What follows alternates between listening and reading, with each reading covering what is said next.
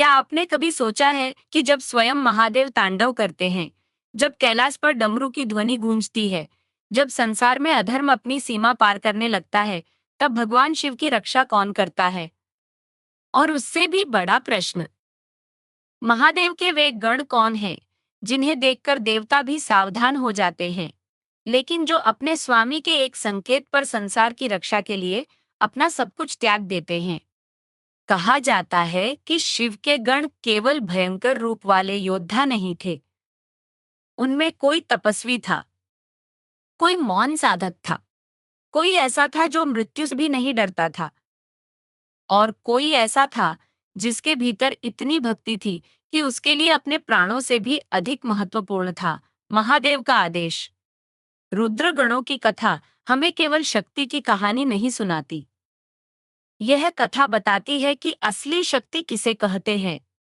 क्या शक्ति केवल युद्ध जीतने का नाम है, या फिर शक्ति का अर्थ है अपने अहंकार को जीत लेना?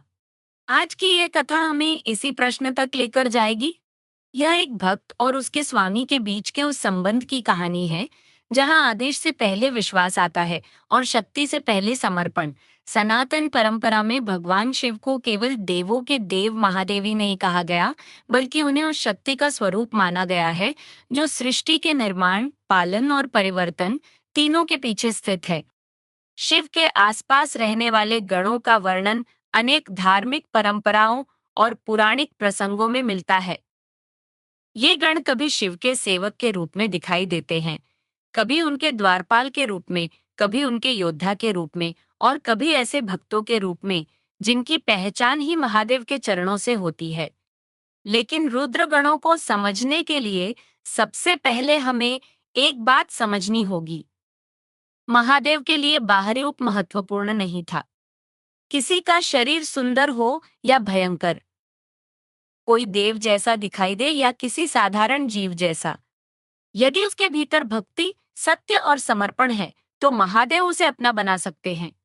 और इसी विचार से शुरू होती है रुद्रगणों की यह कथा।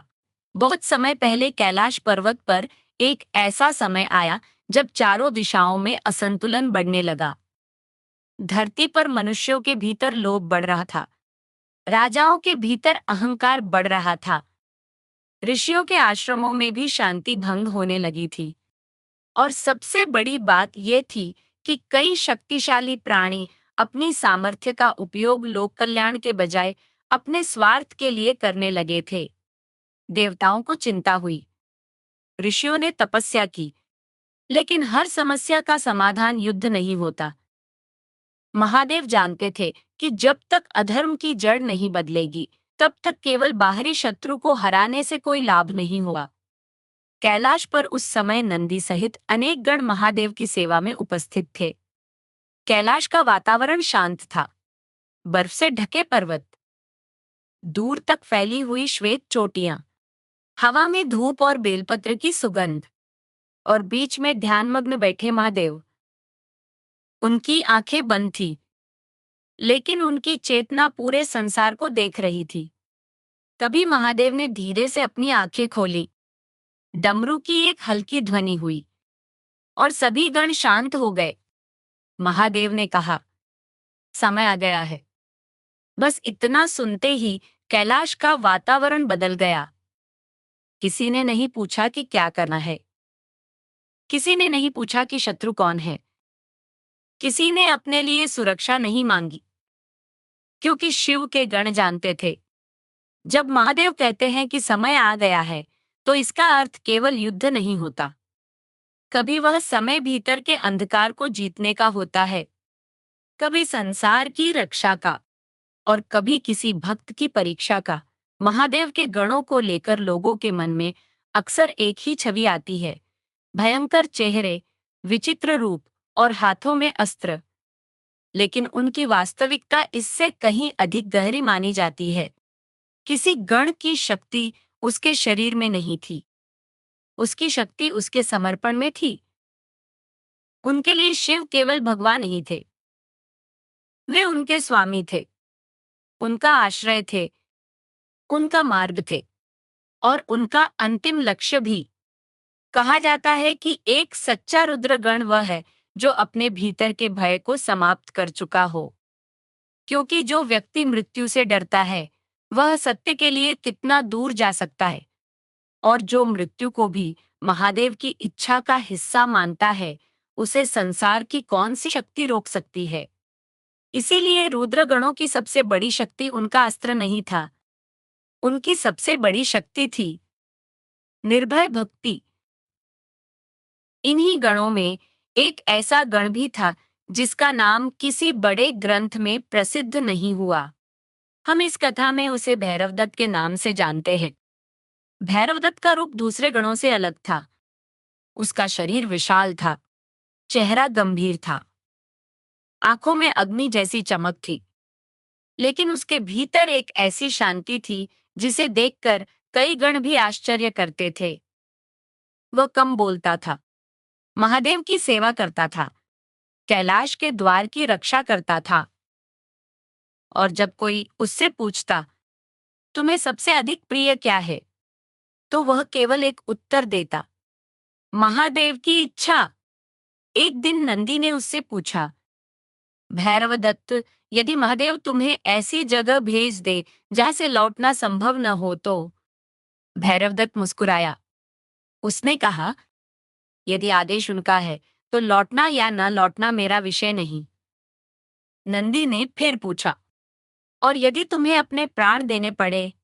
भैरवदत्त ने सिर झुकाकर कहा, प्राण भी उन्हीं के दिए हुए हैं। नंदी कुछ क्षण मौन रहे, फिर बोले, और यदि महादेव का आदेश तुम्हारी समझ से बाहर हो? भैरवदत्त ने उत्तर दिया, तो मैं अपनी समझ पर विश्वास करना छोड़ दूंगा, महादेव पर नहीं। यही उसके चरित्र की सबसे बड़ी शक्ति थी। लेकिन हर शक्ति की तरह उसकी भी परीक्षा आने वाली थी। उसी समय पृथ्वी पर एक शक्तिशाली असुर उत्पन्न हुआ। उसका नाम था क्रोधासुर। उसने वर्षों तक कठोर तपस्या की। उसकी तपस्या से देवता भी चिंतित हो गए।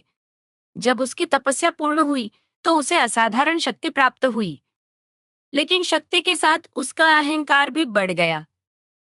उसने सोचा, यदि मेरे पास शक्ति है तो मुझे किसी के सामने झुकने की आवश्यकता नहीं। यहीं से उसका पतन शुरू हुआ। उसने छोटे छोटे राज्यों पर अधिकार करना शुरू किया।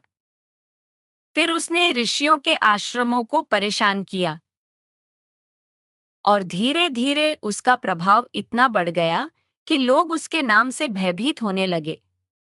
लेकिन क्रोधासुर की सबसे बड़ी भूल ये थी कि उसने एक बात भूल गई थी, धर्म शांत हो सकता है, कमजोर नहीं। ऋषियों ने महादेव का स्मरण किया। एक वृद्ध ऋषि ने कैलाश की दिशा में देखकर कहा, हे महादेव, अब रक्षा आपकी ही है। उसी रात कैलाश पर डमरू की ध्वनि सुनाई दी। महादेव ने अपने गणों को बुलाया।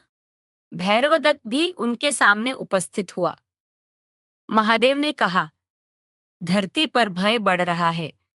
भैरवदत्त ने सिर झुका दिया। प्रभु, आदेश दीजिए। महादेव बोले, युद्ध करने से पहले सत्य को समझना। यह सुनकर सभी गण थोड़े आश्चर्य में पड़ गए, क्योंकि वे सोच रहे थे कि उन्हें युद्ध के लिए भेजा जाएगा। लेकिन महादेव ने उन्हें युद्ध नहीं, धर्म की परीक्षा के लिए भेजा। भैरवदत्त पृथ्वी पर पहुंचा। उसने देखा कि लोग क्रोधासुर से भयभीत हैं, लेकिन कुछ ऐसा भी था जो उसे परेशान कर रहा था। कई लोग क्रोधासुर से इसलिए नहीं डर रहे थे क्योंकि वह शक्तिशाली था। वे इसलिए डर रहे थे क्योंकि उन्होंने अपने भीतर से विश्वास खो दिया था। एक गांव में उसने एक वृद्ध किसान को देखा। असुर के सैनिक उसका अन्न लेकर जा रहे थे, लेकिन किसान विरोध नहीं कर रहा था। भैरवदत्त ने पूछा, तुम कुछ कहते क्यों नहीं?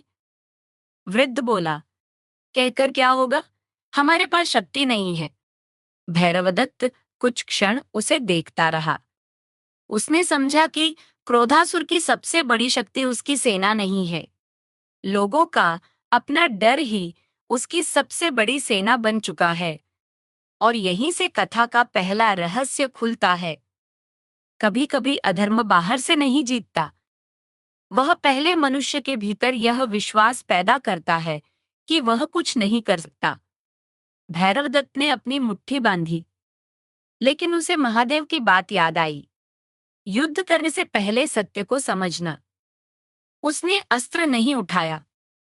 उसने गांव वालों के साथ बैठकर कहा, जिस दिन तुम अपने भीतर का भय जीत लोगे, उसी दिन अत्याचार की आधी शक्ति समाप्त हो जाएगी। गांव के लोग उसे देखने लगे, लेकिन तभी दूर से क्रोधासुर के सैनिकों की आवाज सुनाई दी। भैरवदत्त ने आकाश की ओर देखा। उसके चेहरे पर पहली बार युद्ध की नहीं, बल्कि कर्तव्य की मुस्कान आई। क्रोधासुर के सैनिक गांव की ओर बढ़ रहे थे। उनके हाथों में अस्त्र थे। उनके चेहरे पर घमंड था। गांव के लोग घरों में छिपने लगे, लेकिन भैरवदत्त वहीं खड़ा रहा। एक सैनिक ने चिल्लाकर पूछा, तू कौन है? भैरवदत्त ने उत्तर दिया, एक सेवक। सैनिक हंसा। किसका सेवक? भैरवदत्त ने शांत स्वर में कहा, उसका, जिसके नाम से तुम्हारे जैसे अहंकारी भी कांपते हैं। सैनिकों ने उसे घेर लिया, लेकिन भैरवदत्त ने पहला प्रहार नहीं किया। उसने कहा, तुम्हें आदेश मिला है कि इस गांव से अन्न ले जाओ, लेकिन क्या तुम्हें ये आदेश भी मिला है कि निर्दोषों पर अत्याचार करो? सैनिक एक दूसरे को देखने लगे, क्योंकि यही पहली दरार दिखाई दी।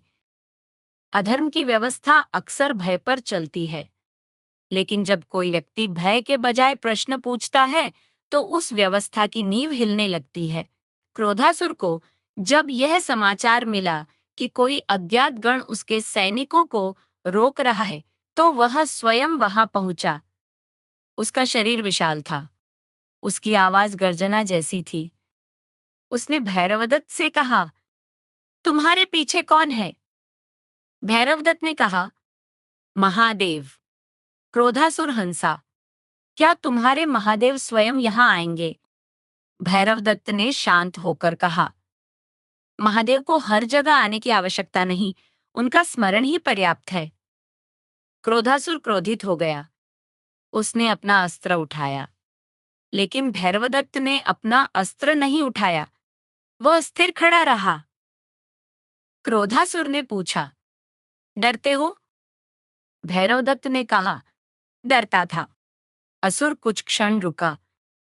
भैरवदत्त बोला, लेकिन जब मैंने समझा कि जीवन और मृत्यु दोनों महादेव की इच्छा के अधीन है, तब डर का कारण ही समाप्त हो गया।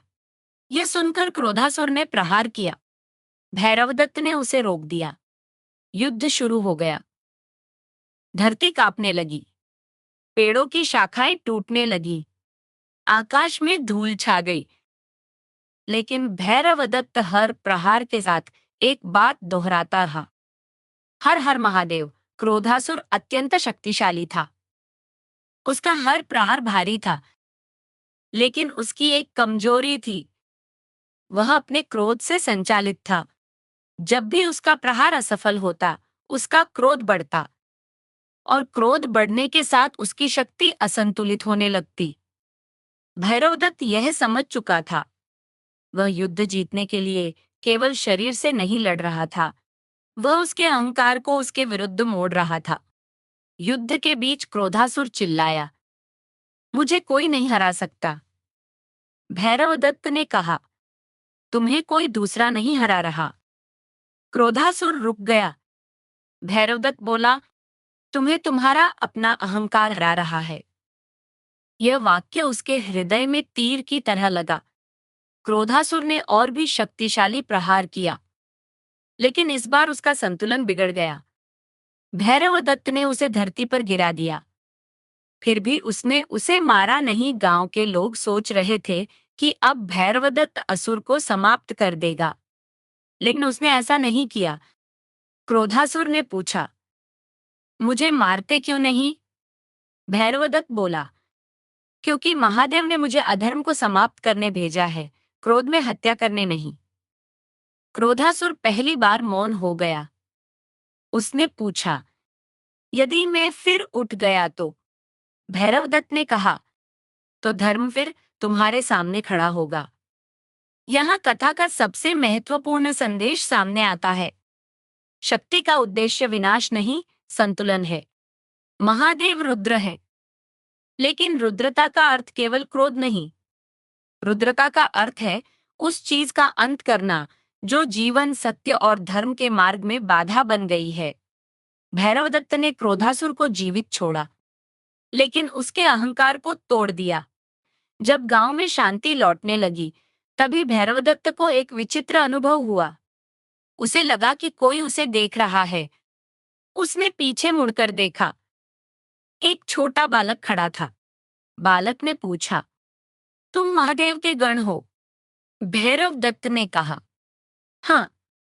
बालक बोला, तो क्या महादेव तुम्हारी हर बात मानते हैं? भैरवदत्त मुस्कुराया, नहीं।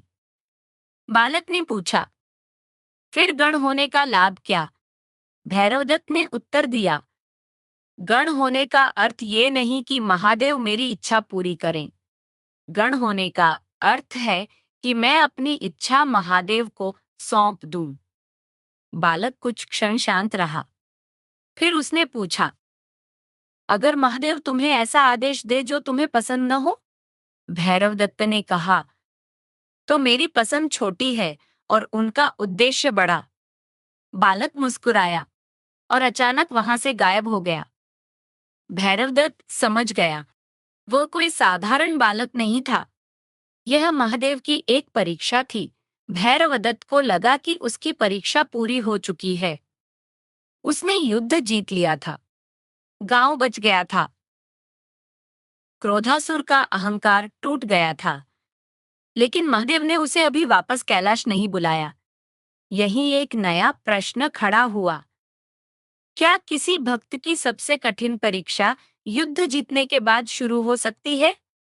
भैरवदत्त ने पहली बार अनुभव किया कि शायद असली परीक्षा उसकी शक्ति की नहीं, उसके निर्णय की होने वाली है।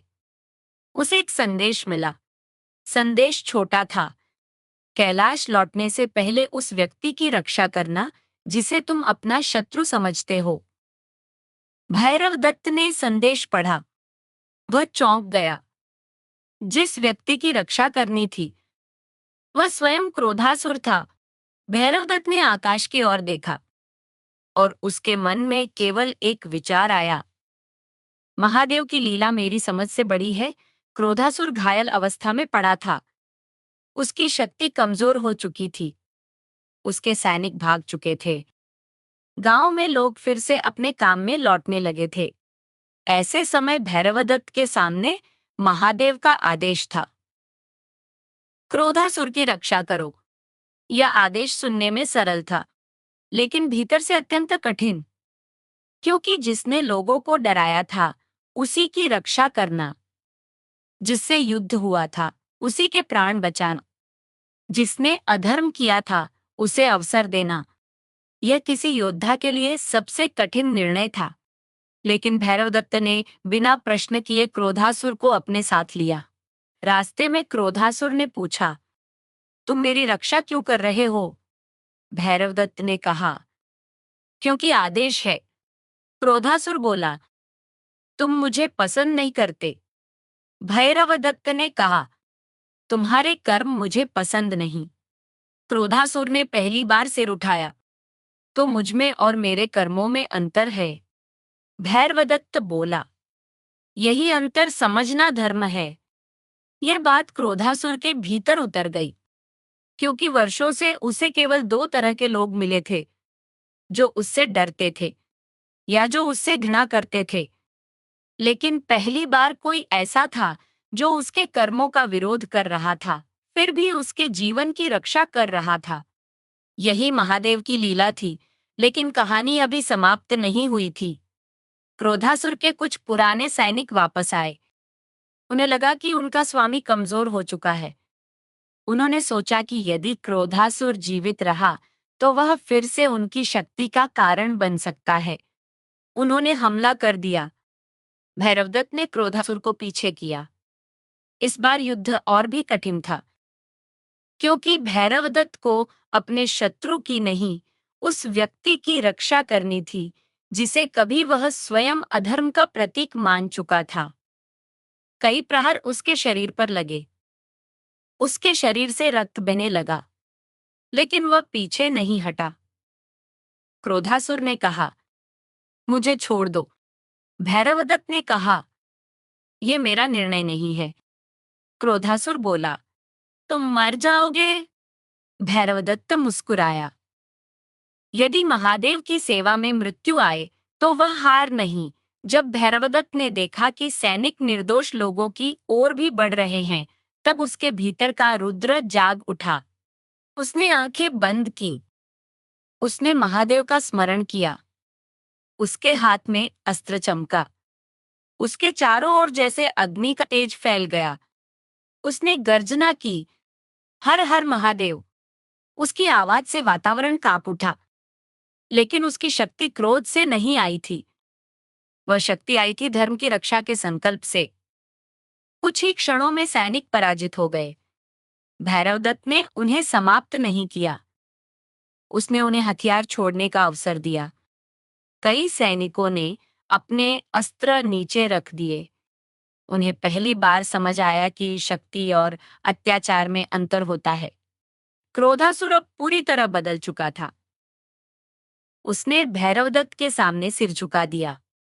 उसने कहा, मैंने शक्ति को अपना स्वामी समझ लिया था।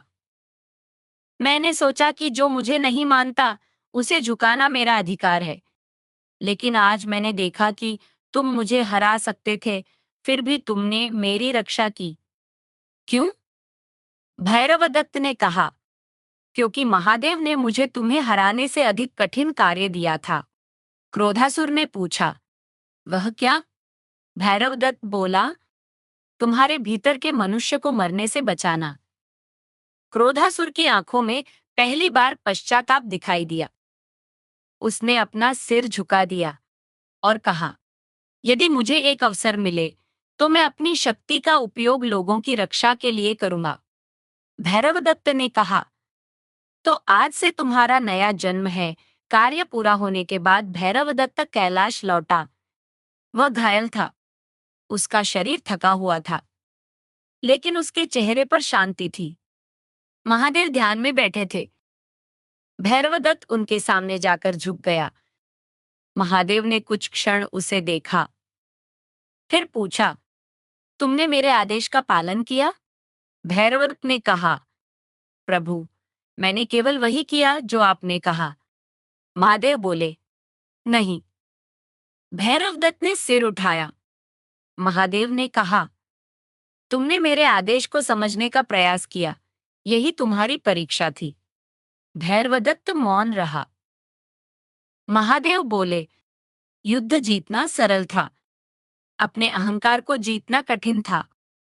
शत्रु को हराना सरल था, शत्रु के भीतर छिपे परिवर्तन की संभावना को देखना कठिन था। और शक्ति प्राप्त करना सरल है, शक्ति को धर्म के लिए उपयोग करना कठिन है। फिर महादेव ने अपना हाथ उसके सिर पर रखा। भैरवदत्त की आंखों से आंसू निकल पड़े। उसने कहा, प्रभु, मैं तो आपका एक छोटा सा सेवक हूं।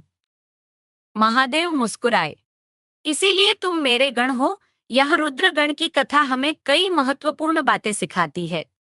पहला संदेश, भय से बड़ी शक्ति विश्वास है।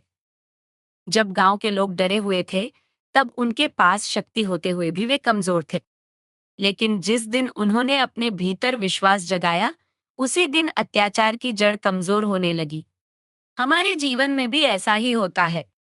कई बार समस्या उतनी बड़ी नहीं होती जितना हमारा डर उसे बना देता है। हम सोचते हैं, मैं ये नहीं कर सकता, मेरे पास साधन नहीं है, मेरे पास समय नहीं है, लोग क्या कहेंगे। लेकिन रुद्रगण की कथा कहती है, पहले अपने भीतर के भय को चुनौती दो, क्योंकि बाहर की लड़ाई जीतने से पहले भीतर की लड़ाई जीतनी पड़ती है। दूसरा संदेश, शक्ति का अर्थ दूसरों को दबाना नहीं। क्रोधासुर के पास शक्ति थी, लेकिन शक्ति के साथ विवेक नहीं था। इसलिए उसकी शक्ति धीरे धीरे अहंकार बन गई। दूसरी ओर भैरवदत्त के पास शक्ति थी, लेकिन उसके साथ समर्पण था, इसीलिए उसकी शक्ति रक्षा बन गई। यही अंतर है अहंकार की शक्ति और धर्म की शक्ति में। यदि हमारे पास ज्ञान है तो उसका उपयोग किसी को छोटा दिखाने के लिए नहीं होना चाहिए। यदि हमारे पास पैसा है तो उसका उपयोग केवल प्रदर्शन के लिए नहीं होना चाहिए। यदि हमारे पास पद है तो उसका उपयोग दूसरों को दबाने के लिए नहीं होना चाहिए। और यदि हमारे पास कोई विशेष प्रतिभा है तो उसका उपयोग केवल स्वयं के लिए नहीं होना चाहिए। शक्ति तब पवित्र बनती है जब वह किसी बड़े उद्देश्य से जुड़ती है। तीसरा संदेश, समर्पण का अर्थ सोच छोड़ देना नहीं। भैरवदत्त ने महादेव पर विश्वास किया, लेकिन उसने परिस्थितियों को समझने की कोशिश भी की। यही सच्चे समर्पण की खूबसूरती है। समर्पण का अर्थ ये नहीं कि मनुष्य प्रयास करना बंद कर दे। समर्पण का अर्थ है पूरा प्रयास करो, लेकिन परिणाम के अहंकार को अपने सिर पर मत चढ़ने दो। जब कर्म तुम्हारा है और परिणाम ईश्वर पर छोड़ दिया जाता है, तब मन हल्का हो जाता है।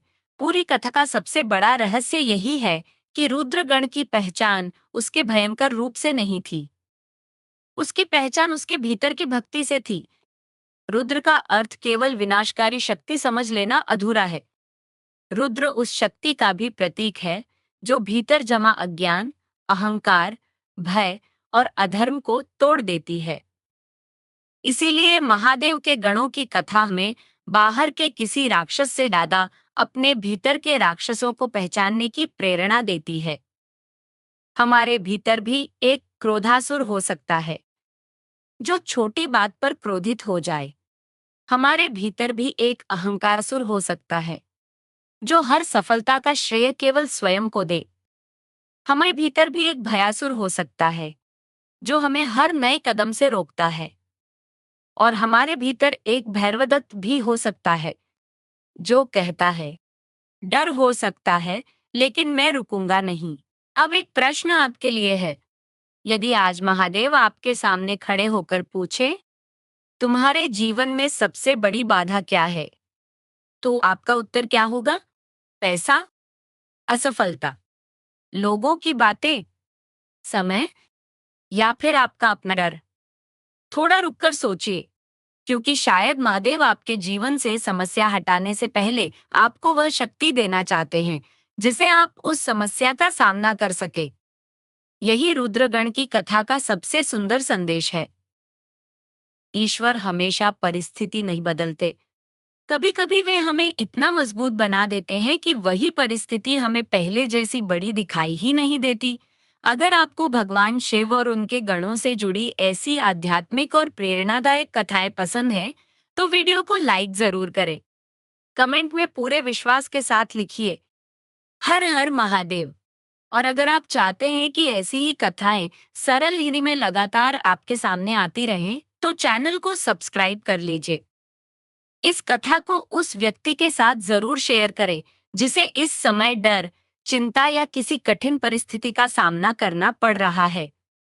शायद आपके द्वारा भेजी गई ये एक कथा उसके भीतर फिर से विश्वास जगा दे। याद रखिए, रुद्रगण की सबसे बड़ी शक्ति उसका अस्त्र नहीं था, उसकी सबसे बड़ी शक्ति थी महादेव पर विश्वास। जब मन डर जाए तो शिव का स्मरण कीजिए। जब अहंकार बढ़ जाए तो शिव का स्मरण कीजिए। जब रास्ता समझ न आए तो शिव का स्मरण कीजिए। और जब सफलता मिले तब भी शिव को मत भूलिए, क्योंकि जो शक्ति हमें ऊपर उठाती है वही शक्ति अगर अहंकार में बदल जाए तो हमें नीचे भी गिरा सकती है। इसलिए अपने भीतर की शक्ति को धर्म से जोड़िए, अपने कर्म को ईमानदारी से कीजिए, अपने मन को शांत रखिए और परिणाम को महादेव के चरणों में समर्पित कर दीजिए। कहते हैं, जहां सच्ची भक्ति होती है वहां भय टिक नहीं सकता, और जहां महादेव का स्मरण होता है वहां अंधकार चाहे कितना भी गहरा हो, एक छोटी सी ज्योति रास्ता दिखा देती है। हर हर महादेव। ओम नमः शिवाय।